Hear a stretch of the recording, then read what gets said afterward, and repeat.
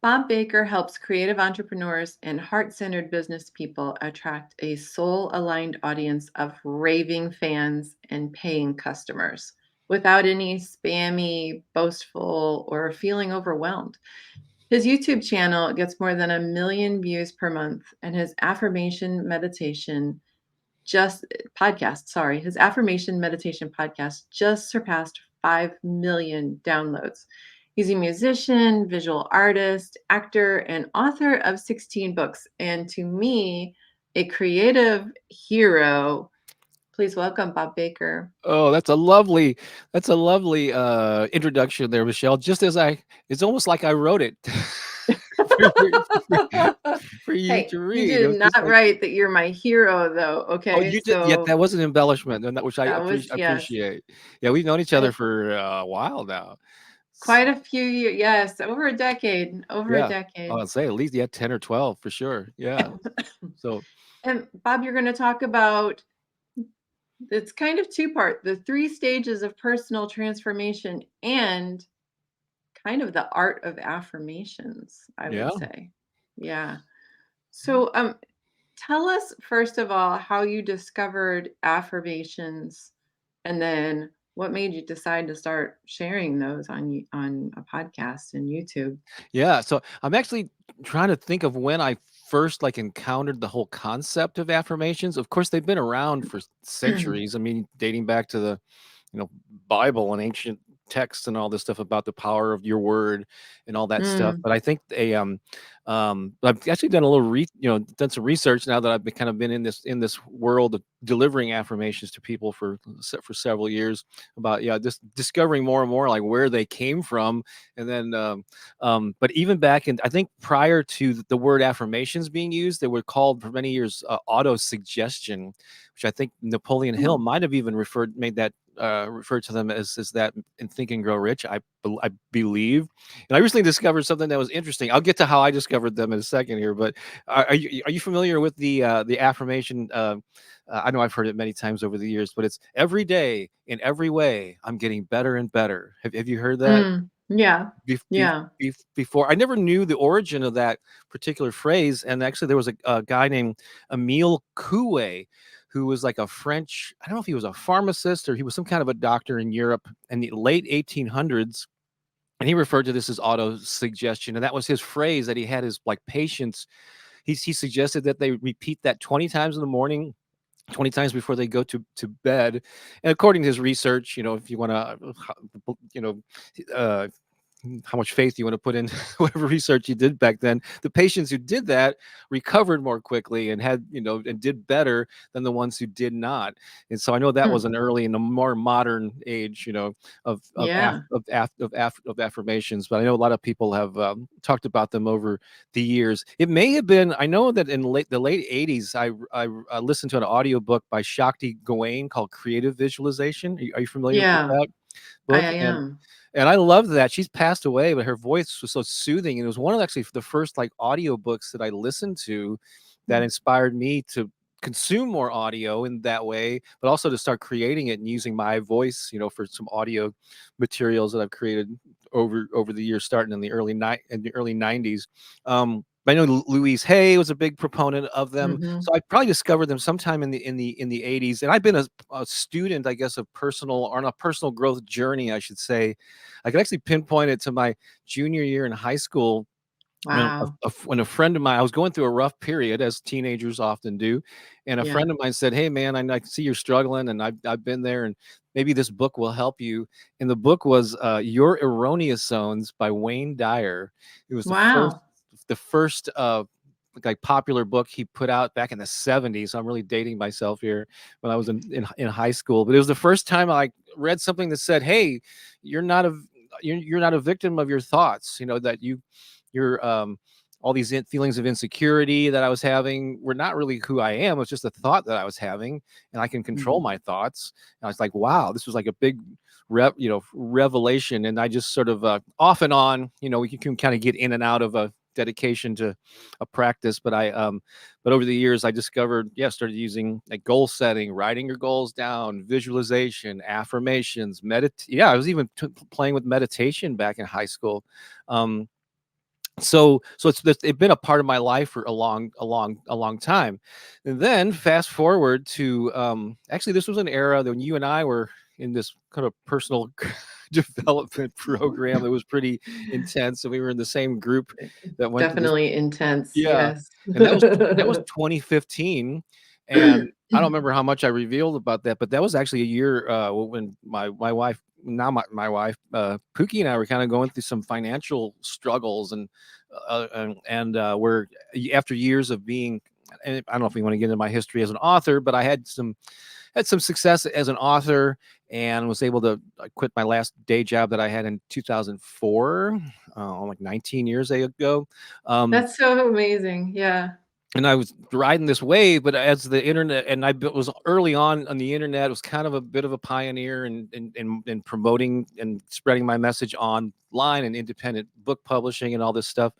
And but things started to sort of taper off, and we were like, yeah, we were more money going out than was coming in there in 2015 and 2016. And so I was seeking out, and quite often people, when you're struggling, is this when you go back to embrace, like, I'm going to seek out affirmations, I'm going to get into more of the Mhm, spiritual and personal growth practices, and I needed something to lift my own vibrations. And I was using YouTube a lot to actually listen to spoken word things, but I was seeking out affirmations, guided meditations on, abundance and just kind of being more mhm, positive.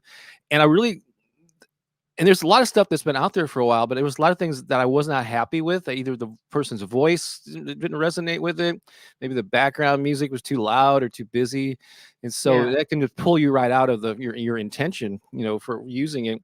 So Pookie, my wife, has always been encouraging me to do more with my voice, and so I said, well, I've been podcasting for a while. I have the equipment, and I know the basics of audio editing, so I started putting some YouTube videos out.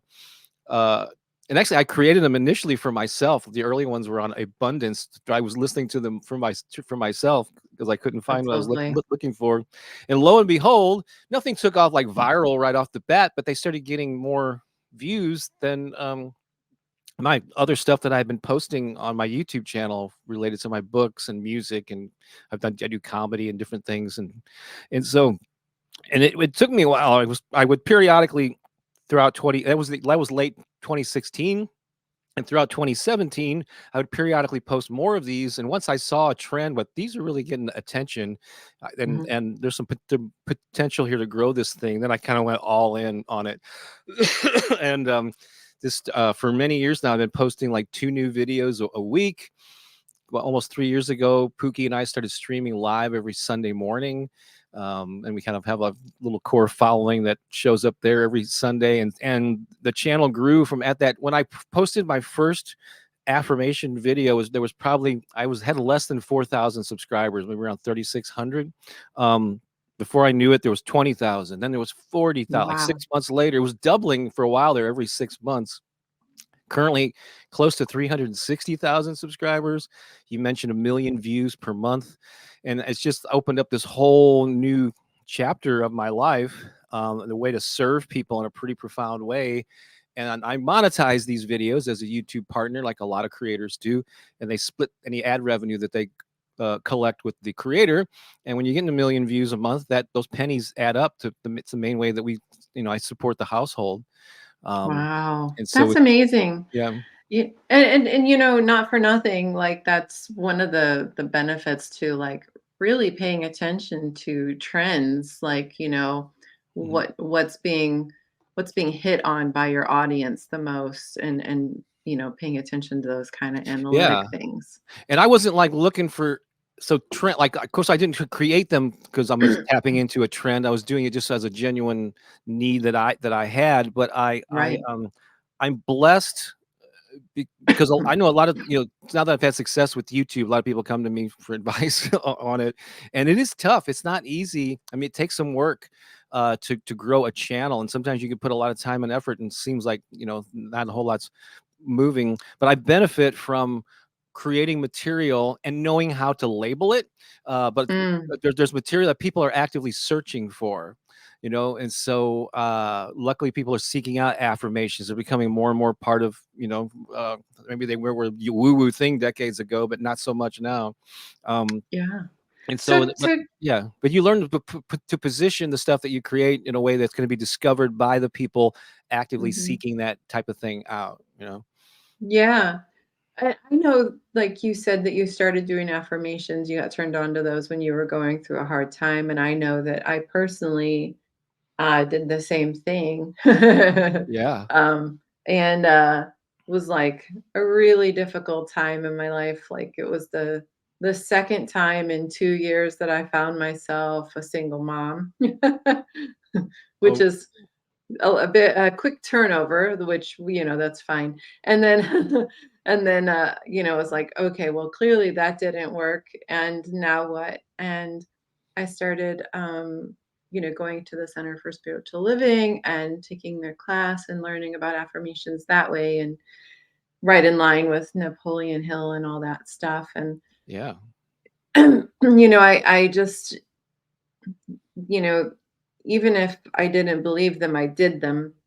And then some of the ones that I didn't believe, I I would even kind of scale back to, well, what's the closest thing that I could potentially Mhm. believe, so that I wasn't stretching myself into a completely unknown territory, because I wasn't ready for that psychologically, energetically, you name it.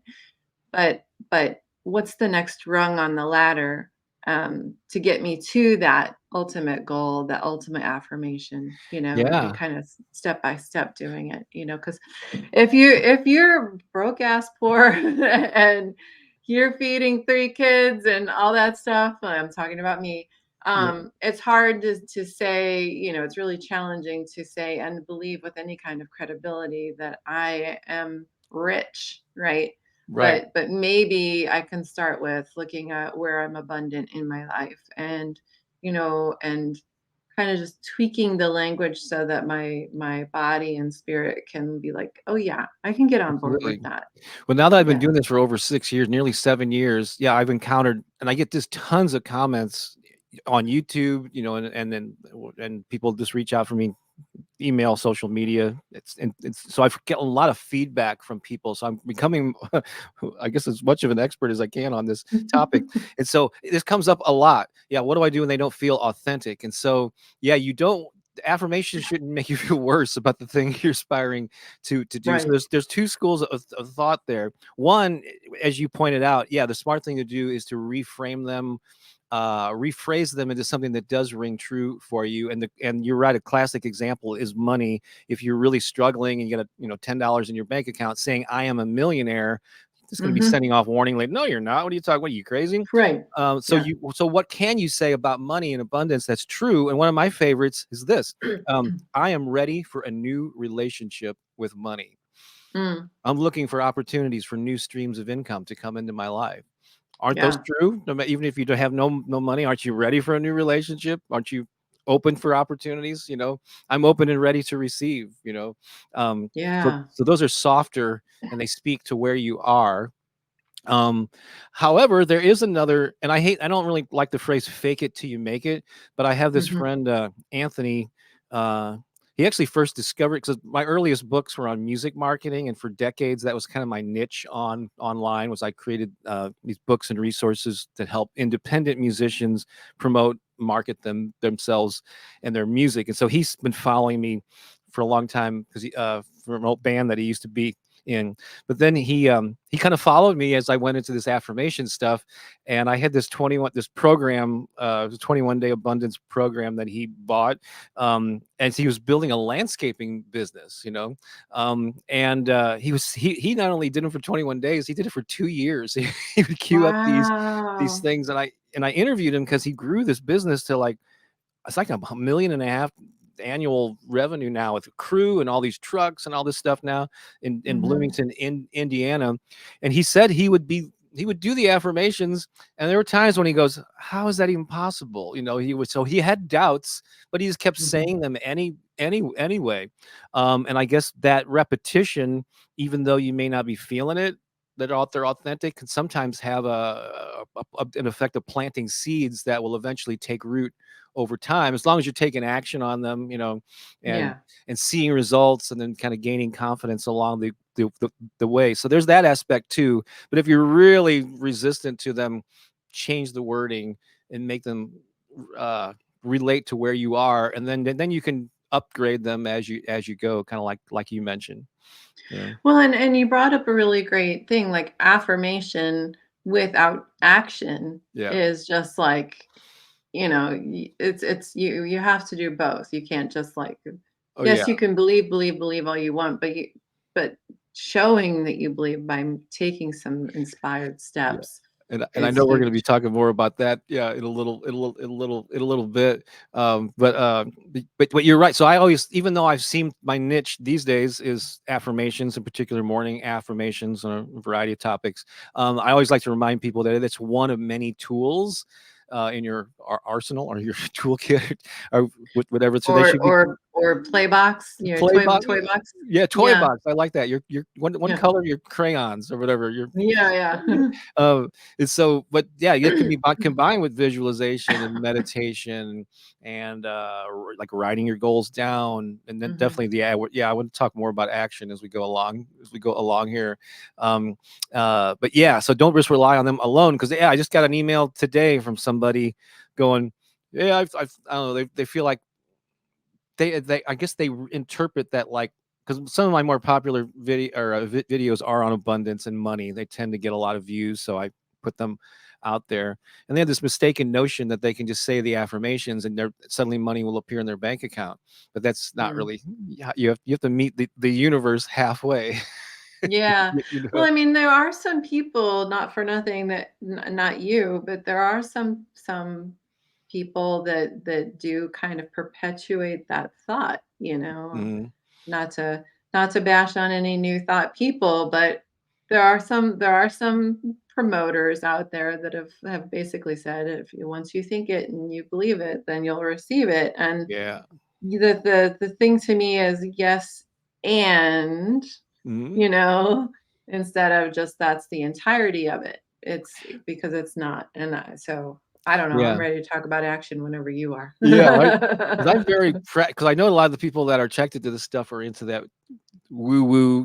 I mean, I like use the term affectionately because yeah, I'm definitely part woo woo. It's meaning spirit, stuff that's a little bit outside the norm. Um, but I think it's becoming actually more and more accepted now. These kind of like what your energy and your frequency and your vibration and all that. But I always view these things through a very practical lens. Like Yeah. for me, the law of attraction is not just me thinking something and then it shows up.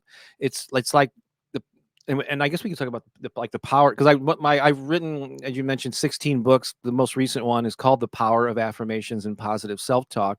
And so an example of a very practical way that this works is how I always use the example of when we got back in 2006. I bought a Honda Element for the first time, and it's a very distinct looking kind of boxy shaped car, Yeah. and Very I'd never cool. owned one before. I was probably, but I went once, and this has happened to everybody, that when you buy a new car or you buy something new, even a piece of clothing or something. But I started seeing Honda Elements everywhere.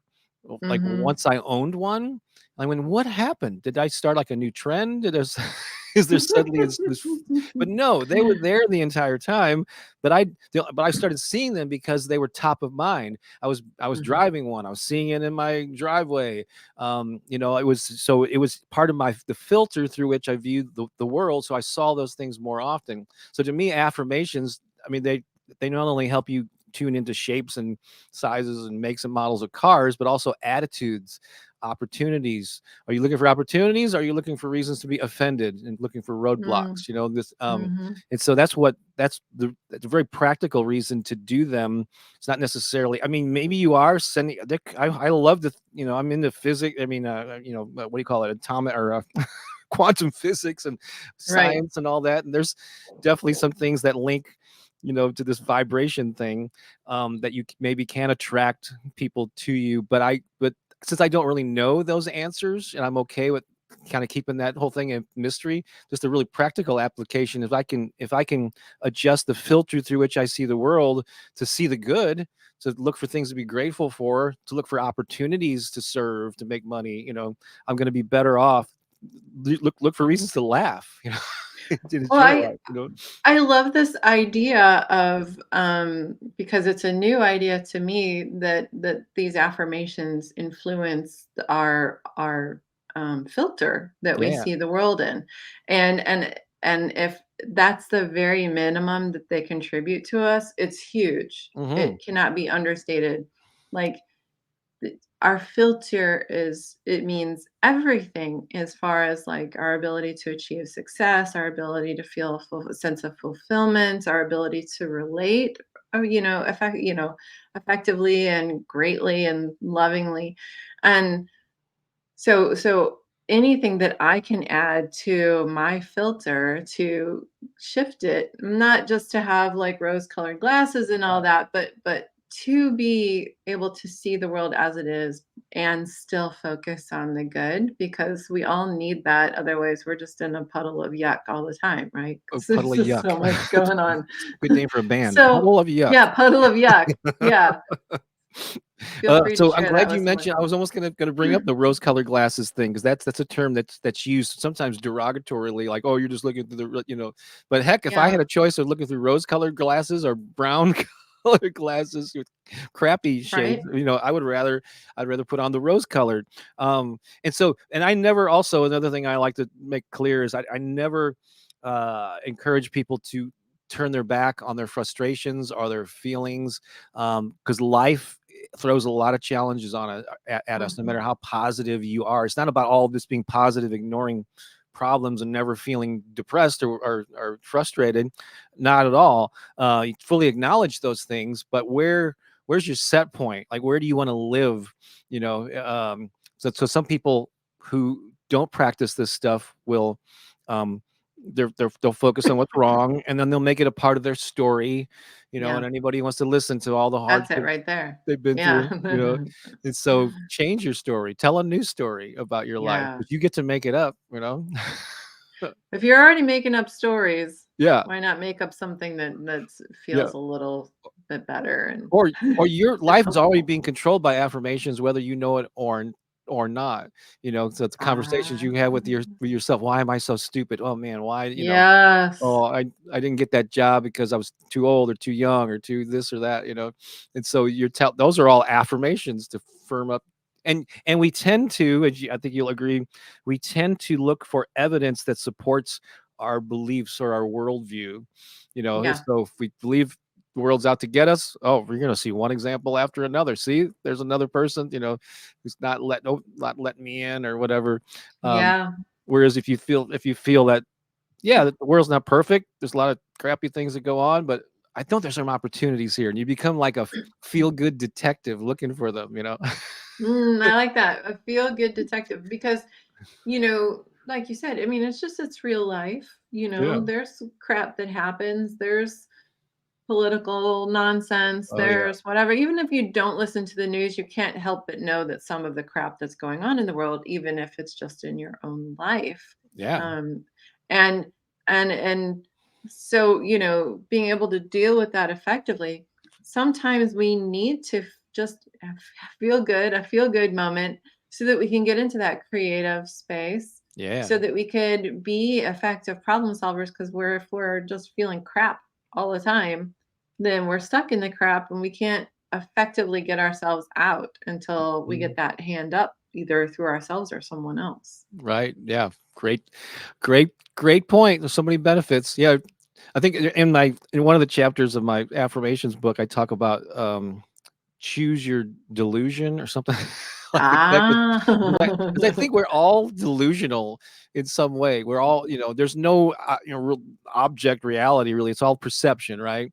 And Mm, so, if we're all just like making this up about what our lives are, whether it's good or, if you're happy all the time, I guess you're delusionally happy. If you're sad all the time, you're delusionally sad. So if you're gonna be living a delusional life anyway, why not make it one that's gonna be fun?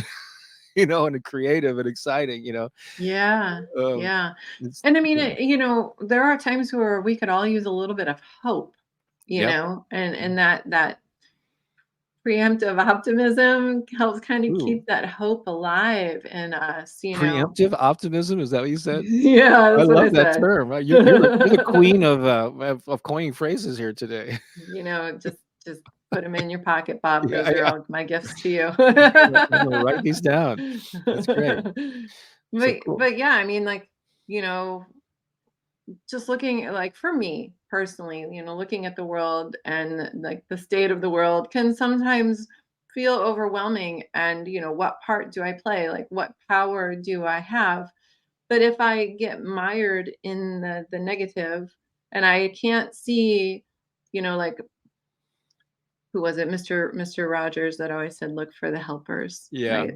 So like if I can't see those people out there that are actually doing good, that are trying, that are connecting, that are sharing and loving and being kind, then that's what keeps me like, okay, yeah, let me focus on the good that I can do because there are people out there doing good. And if we all do good, then good will come. Yeah.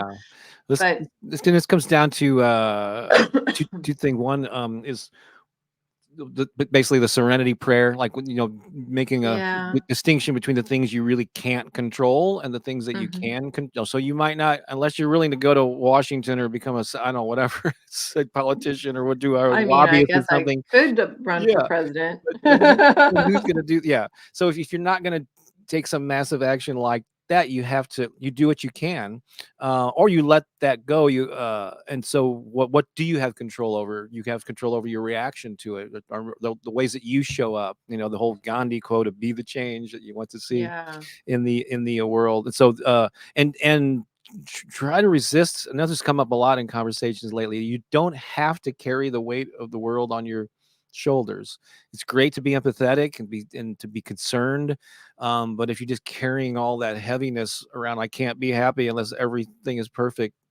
That's kind of you're setting yourself up to struggle a lot. I think. I think I need to make a sign for myself and hanging up it in my home, like put down the world. What was the Yeah. Greek god that held the world? Atlas, Oh, like Atlas. holding Yeah, yeah. Put down the world, Atlas. you don't need to be a world. Yeah, you don't need to be Atlas. So this is great stuff here.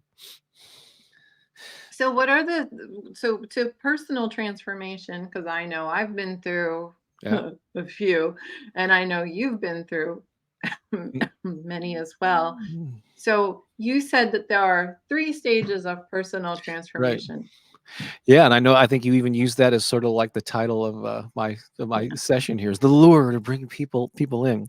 So this is Yes. something that I've been aware of in different ways over the years, but it actually kind of crystallized when I haven't read the entire book admittedly, but James Clear has this book out called Atomic Habits. Have you heard of it or read it Hmm. at all?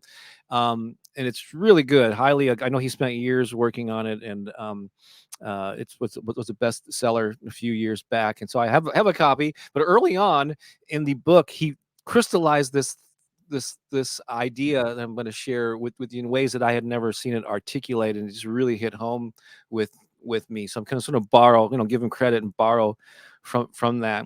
And so let's just talk about personal transformation often comes with an accomplishment or a goal that you reach in your life.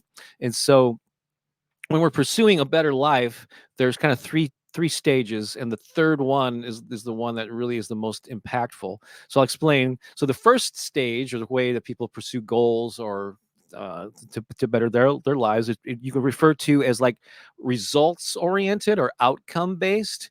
That's where you Okay. set a goal to I'm going to lose 20 pounds, or I'm Hmm. going to with that SMART goal thing. By this date, I'm going to reach this thing. I'm going to earn $50,000 in the next 6 months from my side hustle business. So there's an end result and an outcome that you're reaching for. And that can be really powerful. I mean, most people just kind of wander through lives and just winging it. And, they have no direction whatsoever. So if you set a goal and you're clear about, oh, this is what I want, this is what I want to achieve, and you visualize it, you see it, so already you're ahead of a lot, a lot of the population.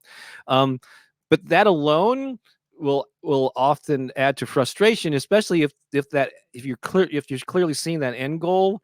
Until you reach that, you're always like short of it, you know.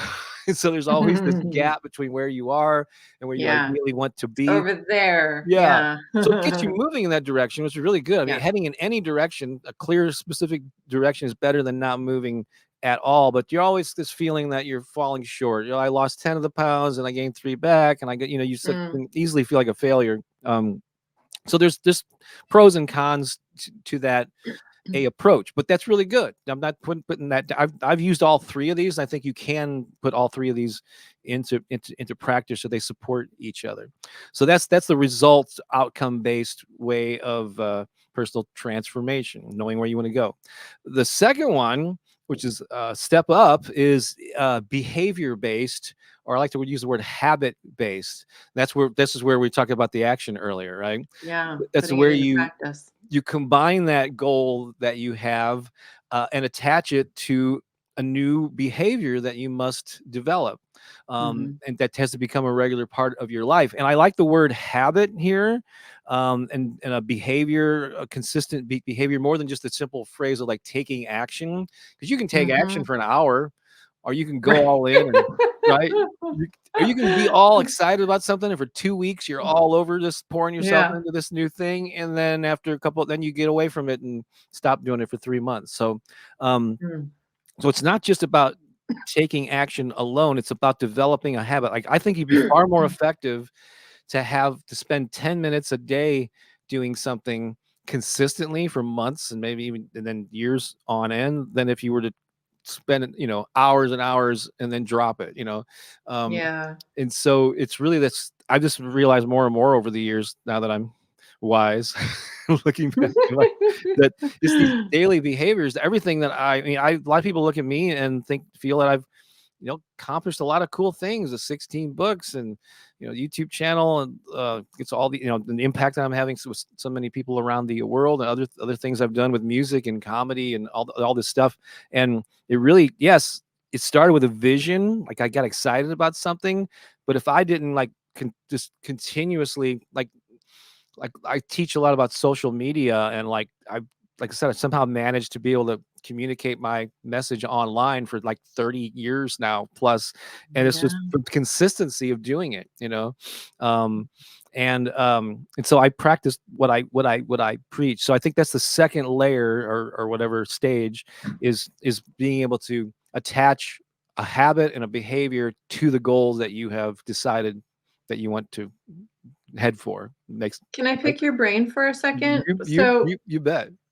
so I know personally, like, consistency is one of the areas that I struggle in because I tend to, like, go all like, I tend to do the go all in for a couple weeks or even a couple months, and then, like, and then I kinda lose it a little bit, and Mm. so, do you have any, like, suggestions around how to effectively create these habits? Yeah, that's a good question, because I do have a work ethic and I'm disciplined, but I'm not like super disciplined to where I'm super consistent. So, because I've been inconsistent with certain things. Like, I've been podcasting since 2005, you know, a long time. Yeah. But I, you know, my early podcasts, I might I might publish 2 episodes a month, and then 3 months would go by and you wouldn't. I was doing other things to make up for that, you know. And so, Yeah. so there is a difference. Yeah, I'm trying to think of what to do as I say and not do as necessarily as I as I do. Um, so Well, maybe some of there, that is about resonance, yeah, what's resonant and present in the yeah. moment. Because there are people Um, that just like to stay busy for the sake of being busy, but when it's Mhm. unfocused, it can get you off track. And I've been guilty of that too, following the shiny object. Shiny But I object, keep yeah. coming back to things like with this YouTube channel. That's a great example. When I decided, oh, there's something here that I think is worth doing. worth pursuing and diving into, I got committed to it, and I've stayed consistent now for over 6 years, you know. Mm. And so that's an example of something that I really did commit to. Um, and there are times when uh not- when it's time to record a video or something, and I'm like, oh, I'm kind of tired now, but but I think about, and it really helps when you get feedback that from people that you're doing. I know this is helping people because I get this constant feedback from people in Yeah. the comments and in personal conversations with people, how much these things have helped them. So I'm doing it as much for other people than I am for my own, bringing income to the household or whatever. And that's important. I think that everyone should be able to monetize their gifts if they choose to. Well, it But, sounds like you really keep the end result in mind a lot yeah, when you're yeah, that's yeah, huge. totally. And so yeah, so having a focus and not being easily distracted into other things that don't matter. You all do have to really ask yourself, this new thing that I'm pursuing, is it really the right thing? And sometimes, yeah, you just need to feed your soul and scratch that itch and check it out. But just, yeah, what are your priorities? And I know that each person Mm. has to make that decision, and it's evolving, uh Yeah.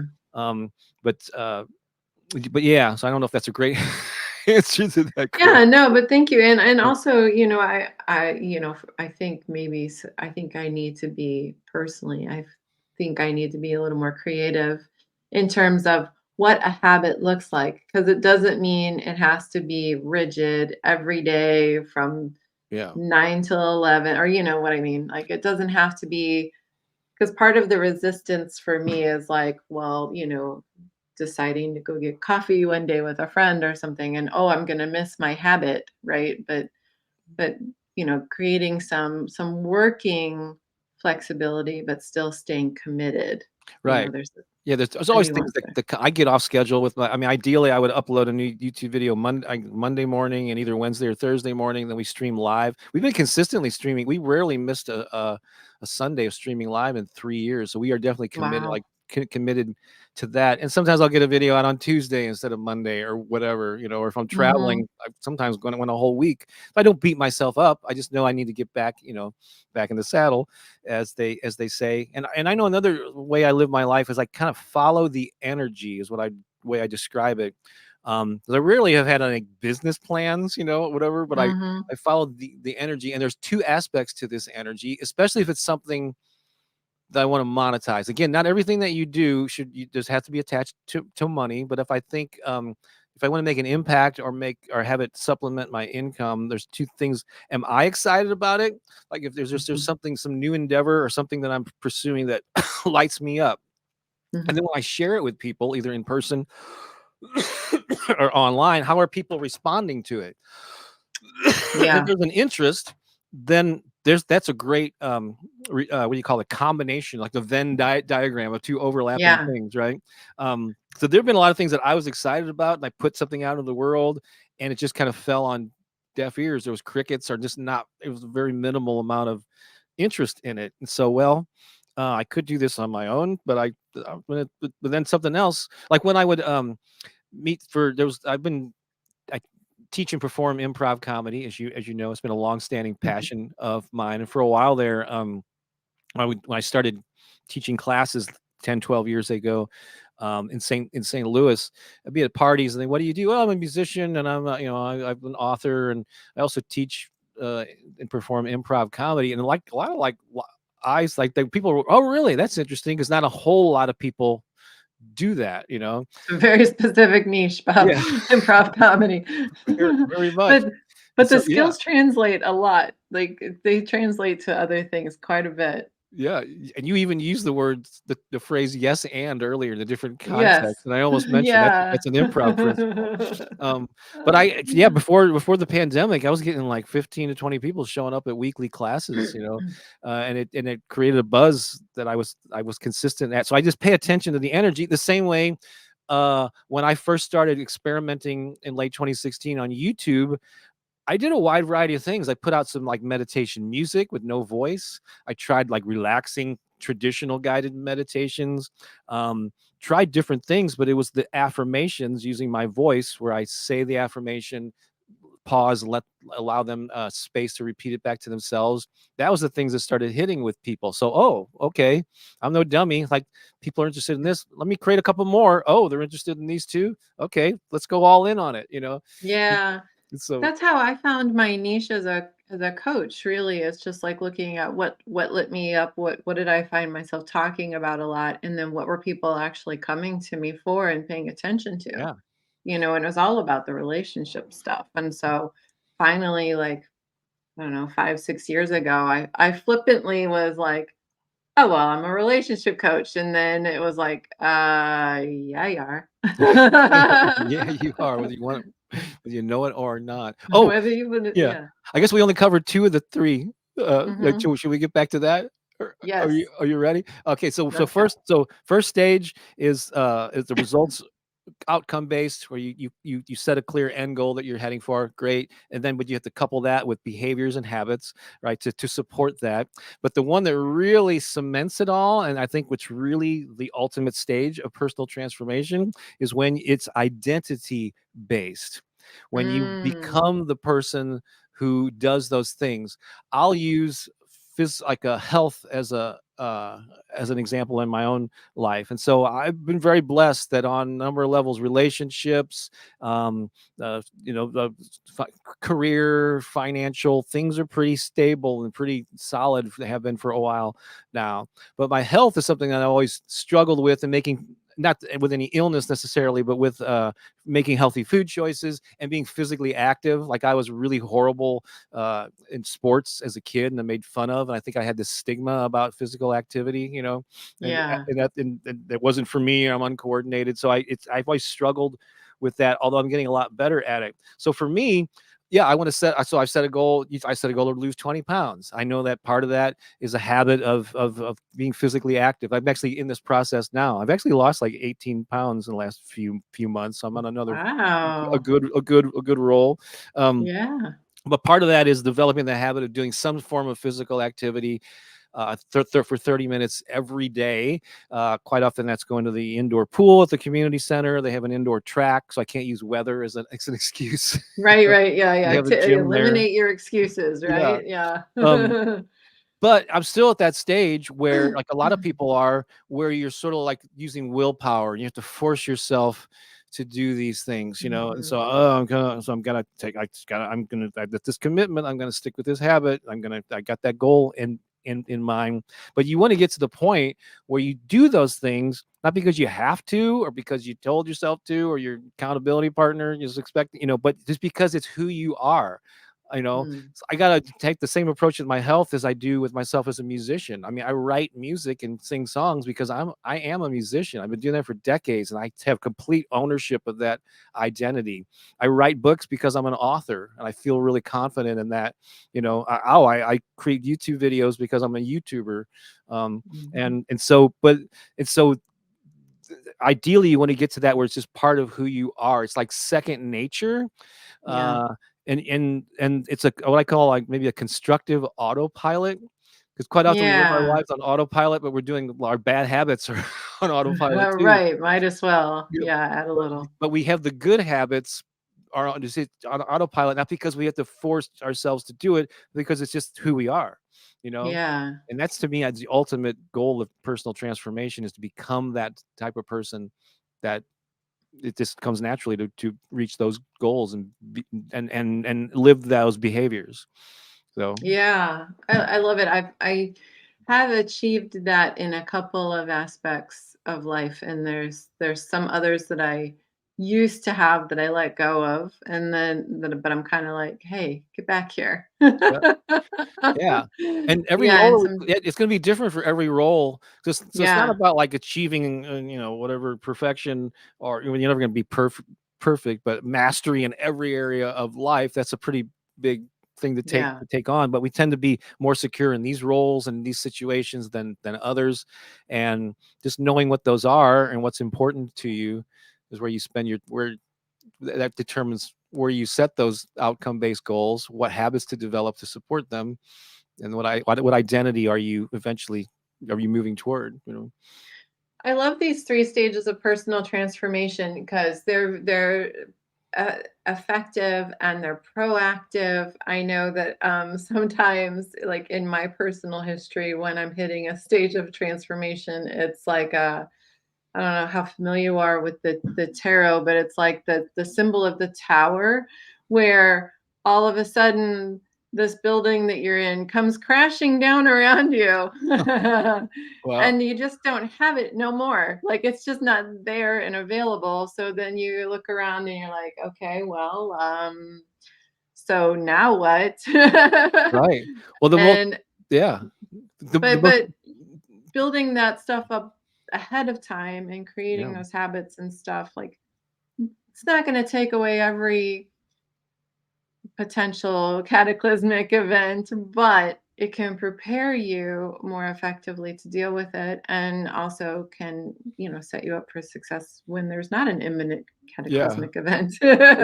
What was your phrase earlier? Preemptive something or other. Preemptive optimism, yeah. Optimism. That was it. Well, I know the most traumatic times in my life or low points were usually when my identity speaking of identity, like what was challenged or shifted. So there was a period where I was a Yeah, full-time musician for like 3 or 4 years in my 20s, and actually, well, I got actually booted out of this band by some older guys that were in it who didn't like my. I don't know something about rude. what I was doing. I know. Can you believe it? Um, and suddenly I was not a working musician. I wasn't couldn't tell people to come out to my gigs or whatever, And so that was Yeah, a really kind of a shocking time to me. And then there was a 10-year period where I published, a local music newspaper here in St. Louis. So I was like the local music journalist.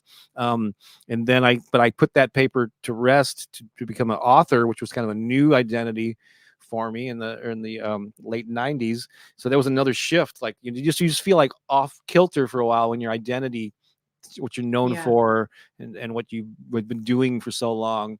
But the same happens when relationships end, or when you're let go from a job. Um, Yeah. Or you experience a traumatic, loss of a person or, yeah, yeah, like, yeah, going through mourning and stuff.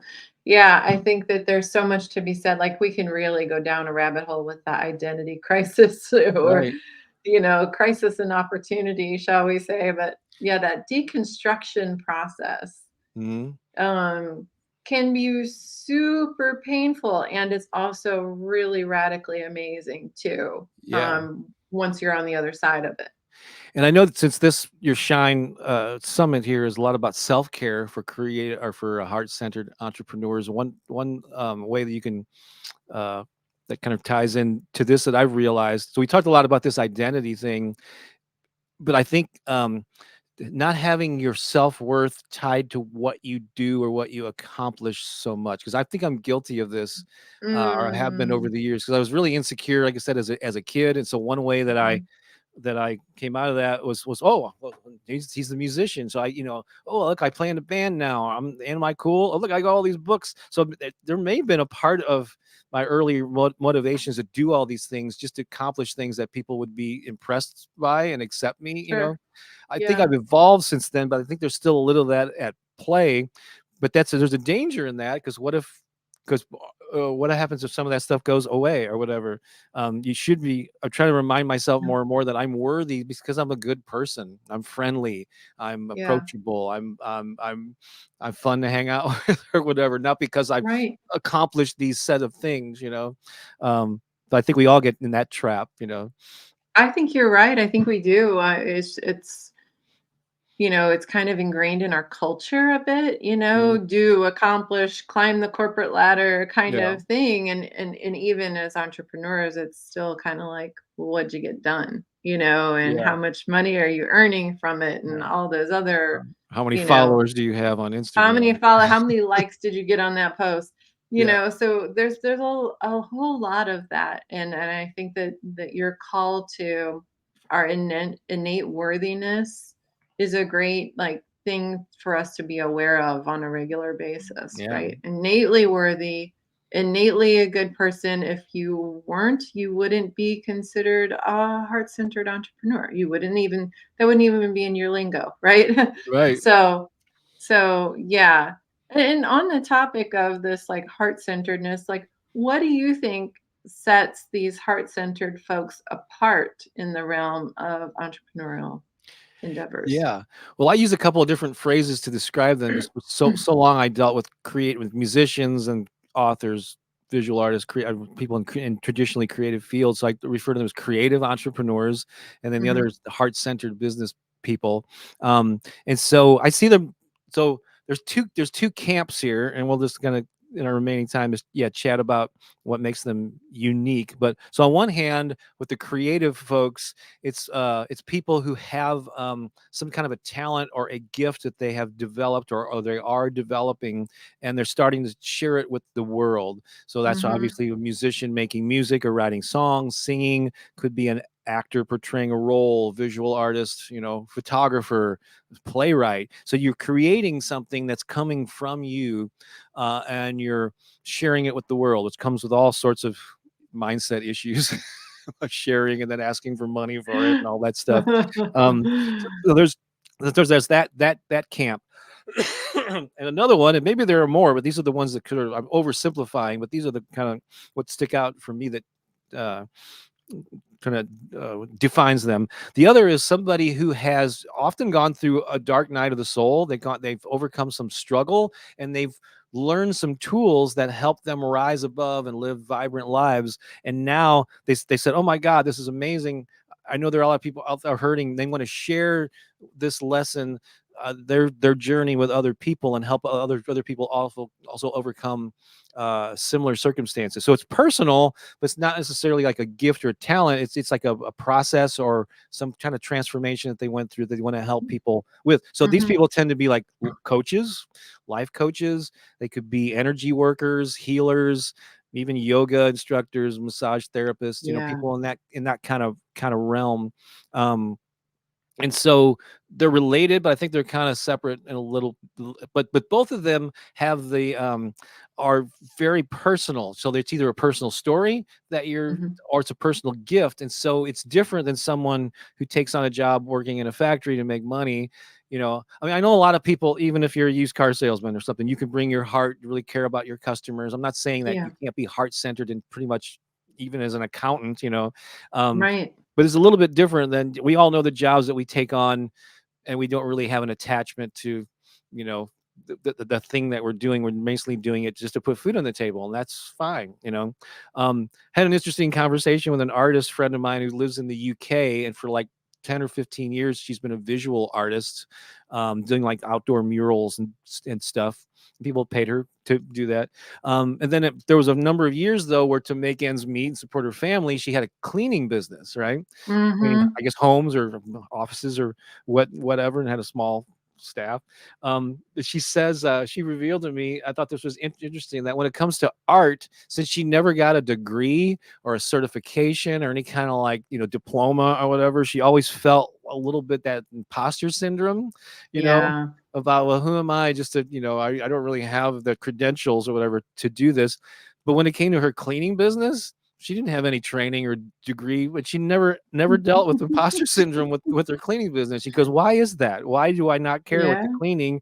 It's because it's the art is more, it's a personal expression. You're more vulnerable, when Yeah. sharing that. And so I just thought that was an interesting, you That know, is. thing. Yeah.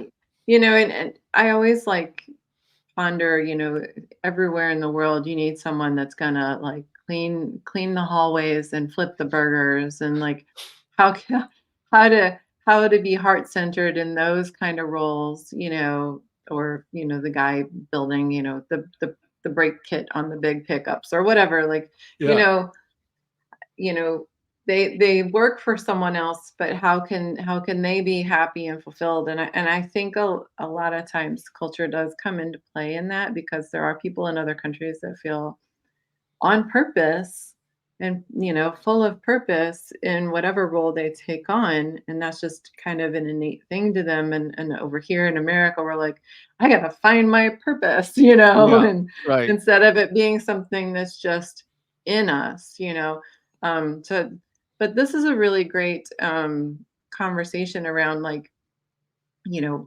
creatives and the heart-centered entrepreneurs, and kind of what drives them and the differences between them a little bit. And it's possible to be both, I'd imagine. Yeah, A oh, totally, yeah, yeah. Because I think, yeah, everyone is creative, whether they think so or not, and I think a lot of artists are heart-centered, but it's what yeah, that vulnerable the reason that people struggle with marketing, like sharing their stuff and then asking for money for it, monetizing yeah, it, it's a struggle because a couple reasons. One, it's them, it's an expression of, what are people gonna think if I put this out there? Because when they're yeah, judging my work, they're judging me, you know? yeah, And then another thing, with money, well, I would do this for free anyway. Why should I charge? I feel guilty charging for it. And I think those are things that hinder you, especially if you could use more money to support yourself, and your right. family. You know, Yeah, and so those yeah, are things I've been dealing with artists for decades, and kind of, and this thing. It's funny that you invite me to this theme, this period, because I'm in the early stages of. As I mentioned, I've written many books, done tons of workshops over the years on marketing and branding and messaging and sales and copywriting and social media. You name it. I think I've forgotten more workshops than most people have actually created and delivered. I keep coming across stuff on my hard drive. I go, oh wow, I forgot I did that too. That's cool. Um, and so, but in this YouTube era, that's kind of just it was 10 times the impact that I had as an author years ago. That's become my focus, and I always think of this stuff as being behind me, but I recently realized that I still have a lot to offer. I mean, I still live this stuff as a creative entrepreneur myself, and I have a lot of wisdom when it comes to, especially when it comes to being visible online and attracting an audience, yeah, and feeling good about having a clear offer and creating incentives for people to exchange money and value. um, and so that's why I'm pursuing, catering, taking the mindset stuff and the marketing stuff, and combining it into some new resources that I'm offering folks. that's So awesome. yeah, Well, Bob, tell people where they can find you if they're interested in this new offer that you're creating, or even sure, just some of your old offers, yeah.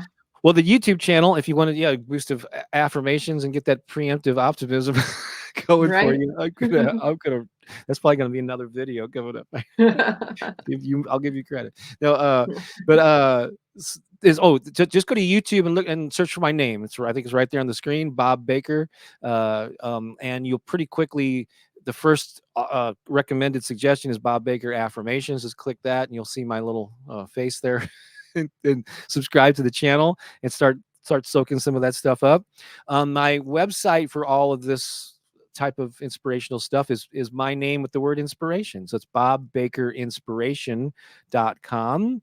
And soon, if you go to bobbakerinspiration.com/heart, made it real easy, it'll take you to whatever my latest offering is, related to this heart-centered business stuff, is what I'm referring to it as.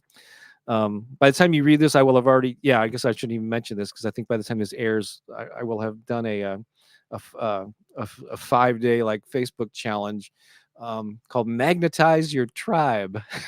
Yeah.